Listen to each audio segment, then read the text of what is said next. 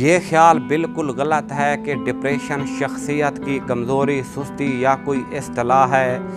در حقیقت یہ ایک سنگین ذہنی بیماری ہے جس کی مختلف وجوہات ہو سکتی ہیں اور اس کا علاج کروانا بھی بہت ضروری ہوتا ہے۔ یہ بات حقیقت ہے کہ اداسی کا شدید احساس ڈپریشن کی علامات میں سے ایک علامات ہو سکتی ہے، تاہم یہ دونوں چیزیں ایک نہیں، اداسی وقتی طور پر ہوتی ہے۔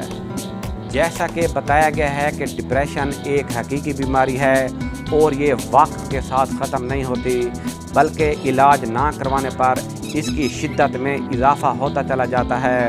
یہ کوئی عام نزلہ یا زکام نہیں ہے، یہ کینسر جیسی موذی مرض ہے اور اس کے خلاف لڑنا پڑتا ہے۔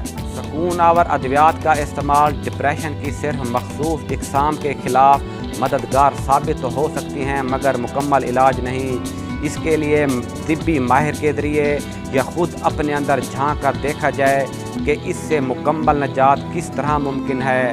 جیسے ہنسی، مسکراہٹ اس کا اچھا علاج ہے۔ مراقبہ بھی اس حوالے سے مددگار ثابت ہو سکتا ہے۔ ویسے حقیقت تو یہ ہے کہ اس مرض کے شکار افراد اپنی تکلیف کو چھپانے میں ناکام رہتے ہیں، اور یہ بھی حقیقت ہے اگر کوئی فرد اداس نظر نہیں آ رہا تو اس کا مطلب یہ نہیں کہ وہ ڈپریشن کا شکار نہیں، بلکہ یہ ڈپریشن کی ایک شدید علامت ہو سکتی ہے۔ ڈپریشن کے باعث تھکاوٹ، نیند کی کمی، بھوک کی کمی، پٹھوں میں درد اور سینے میں درد ہو سکتا ہے۔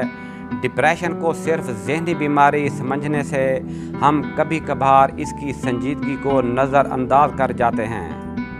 یہ حقیقت ہے کہ کچھ تکلیف دہ واقعات کے بعد اکثر انسان ڈپریشن کے مرض میں مبتلا ہو جاتے ہیں، لیکن یہ ضروری نہیں ہے۔ زندگی پر اثر انداز ہونے والے واقعات کے باعث انسان وقتی طور پر ڈپریس ہو سکتا ہے۔